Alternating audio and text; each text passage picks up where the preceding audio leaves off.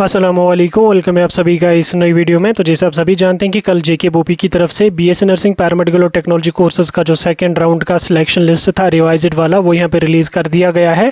इस वीडियो में मैं आपके साथ उसी के बारे में बात करने वाला हूँ। एडमिशन्स के बारे में आपको समझा दूँगा। जिन बच्चों ने एडमिशन कैंसिल किया उनके बारे में भी हम बता देंगे आपको, और साथ में जिन बच्चों का लिस्ट में नाम नहीं है उनके बारे में भी हम डिस्कस करेंगे। और उसके अलावा हम डायरेक्ट एडमिशन्स के बारे में भी आपके साथ डिटेल में डिस्कस करेंगे। ये वीडियो इंपॉर्टेंट रहेगा, इस वीडियो को एंड तक देख लेना। चैनल को भी सब्सक्राइब कर देना, व्हाट्सएप और टेलीग्राम ग्रुप ज्वाइन कर लेना, लिंक डिस्क्रिप्शन में आपको मिल जाएगी। तो चलिए वीडियो को शुरू कर ले। तो देख लेते हैं यहाँ पे बीएससी नर्सिंग पैरामेडिकल और टेक्नोलॉजी कोर्सेज की सिलेक्शन लिस्ट के बारे में। स्क्रीन पे आपको यहाँ पे जो रिवाइज्ड सिलेक्शन लिस्ट है उसका पीडीएफ दिखाने की कोशिश में करूँगा। आपको यहाँ पे दिख भी रहा होगा स्क्रीन पे सेकंड राउंड की सिलेक्शन लिस्ट का पीडीएफ। आप इसमें यहाँ पे देख सकते हैं revised provisional selection list of the candidates for the admission to BSc nursing paramedical and technology का लगभग 10:30 के आसपास इस लिस्ट को रिलीज 10 बजे के अराउंड यहाँ पे इस लिस्ट को रिलीज किया गया था। कल ही मैंने आपको इन्फॉर्म करके पीडीएफ वगैरह इसका फॉरवर्ड आपको किया था।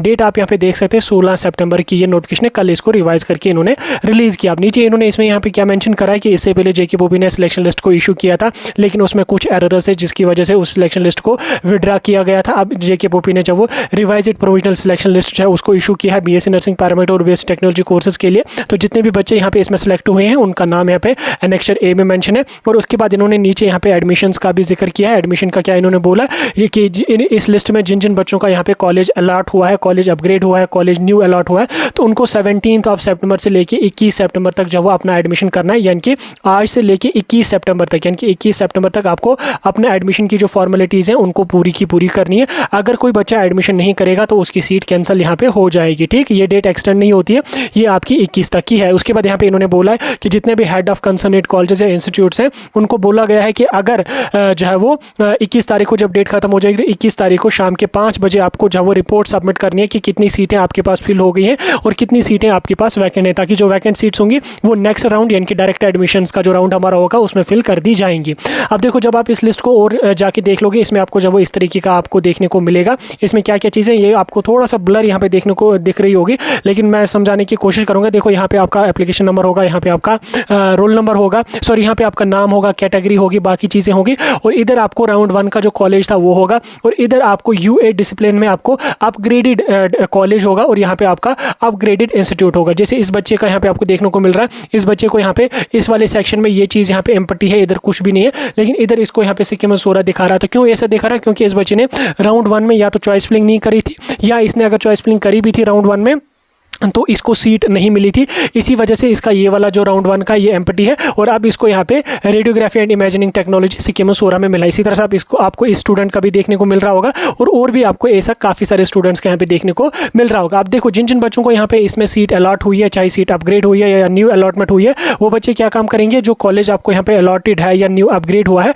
उस अलॉटेड या अपग्रेडेड कॉलेज में आप जाएंगे। जाने के बाद आपको अपनी एडमिशन की जो फॉर्मेलिटीज़ है वहाँ पर कंप्लीट करनी है। याद रखना 21 तारीख जो है वो आपकी लास्ट डेट है, और ये डेट एक्सटेंड नहीं होती है। 21 या 21 से पहले आपको एडमिशन की जो पूरी फॉर्मेलिटी है वो कंप्लीट करनी है। अगर आपको राउंड 1 में कोई और कॉलेज मिला था, राउंड 2 में अगर आपको कोई और कॉलेज मिला है, अगर आपकी सीट अपग्रेड हुई है तो पहले आप राउंड 1 में जाइए, वो आपके सारे डॉक्यूमेंट्स आपको रिफंड करेंगे, और उसके बाद आपने जो भी फ़ी भरा है वो पूरा का पूरा फ़ी आपको राउंड 2 में जो कॉलेज आपको मिला है उस कॉलेज को रिफंड करेंगे, उस कॉलेज को वो सेंड कर देंगे, और वहाँ से आपको उसमें एडजस्ट हो जाएगा। और उसके अलावा मुझे काफ़ी सारे बच्चों ने बोला कि उनको कुछ प्राइवेट कॉलेज वाले जो है वो फ़ी कट कर रहे हैं। लाइक किसी बच्चे ने अगर 40,000 फी पे करा था, कुछ प्राइवेट कॉलेज जो है वो बच्चों से 3,000, 4,000, 5,000 कट कर रहे हैं। तो ऐसा कोई भी, और उनको बोल रहे हैं कि ये 4,000, 3,000 जो है ये जेके बोपी को जाता है। तो इस चीज़ को मैं आपको क्लियर करूं कि ऐसा कोई भी रूल रेगुलेशन नहीं है। इनको पूरा का पूरा 100% जो फ़ी है वो इनको रिफंड करना होता है जब बच्चे की सीट अपग्रेड हुई होती है। आप जब वो इनको पूरा का पूरा 100% फ़ी रिफंड करना है। इसमें से एक भी पैसा सिंगल रुपये भी जब वो जेके बोपी को नहीं जाती है।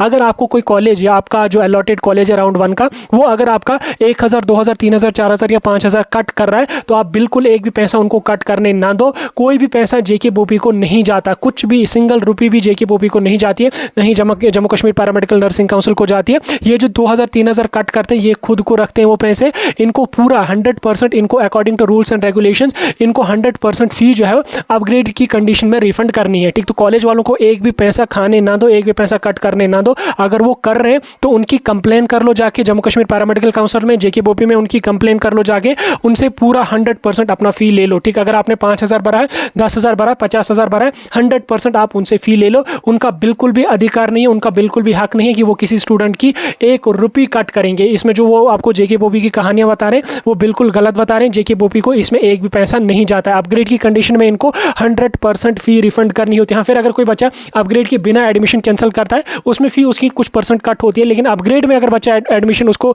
अपग्रेड हुआ है जेके बोपी के थ्रू, अब उसको नए कॉलेज में एडमिशन करना है तो कॉलेज वाले एक भी पैसा कट नहीं कर सकते। इस चीज़ को आप यहाँ पे देखना।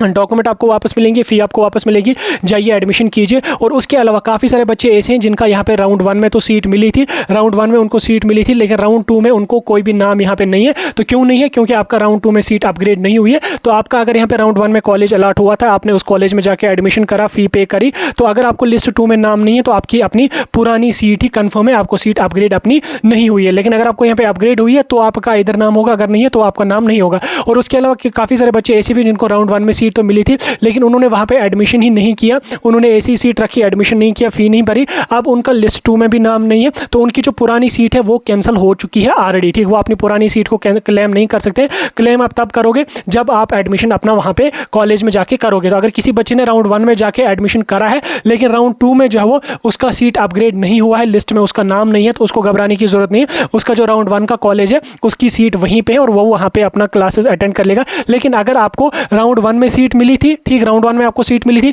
आपने एडमिशन ही नहीं किया, आपने डायरेक्टली फिर राउंड 2 में जो वो पार्टिसिपेट किया, राउंड 2 में आपने चॉइस फिलिंग करी, आपको अब आपको राउंड 2 में भी सीट नहीं मिली है, तो आपकी जो पुरानी सीट है वो भी कैंसिल है और राउंड 2 में तो आपको मिली ही नहीं है, तो वो आप उस चीज़ को क्लेम नहीं कर सकते। क्लेम आप सिर्फ उस कंडीशन में कर सकते हो अगर आपने राउंड 1 में एडमिशन किया है, फ़ी पे करा है, तो उस कंडीशन में आप अपने कॉलेज में क्लेम कर सकते हो उस फ़ी को। ठीक, उसके बाद अगर मैं बात करूँ यहाँ पे आपके डायरेक्ट एडमिशन का, तो डायरेक्ट एडमिशन देखो अभी फिलहाल के लिए हमारे एडमिशन 21 तारीख को खत्म हो जाएंगे। उसके बाद जो सीटें हो जाएंगी लगभग अक्टूबर के पहले हफ्ते में जो है Jammu Kashmir nursing and paramedical council आपके डायरेक्ट एडमिशन का नोट्स इशू करेंगे। नोट्स आते ही आपके अलॉटेड जो भी कॉलेज होंगे वो सीट मैट्रिक्स इशू करेंगे, एडमिशन की नोट्स इशू करेंगे, कितनी सीट्स उनके पास वैकेंट होंगे।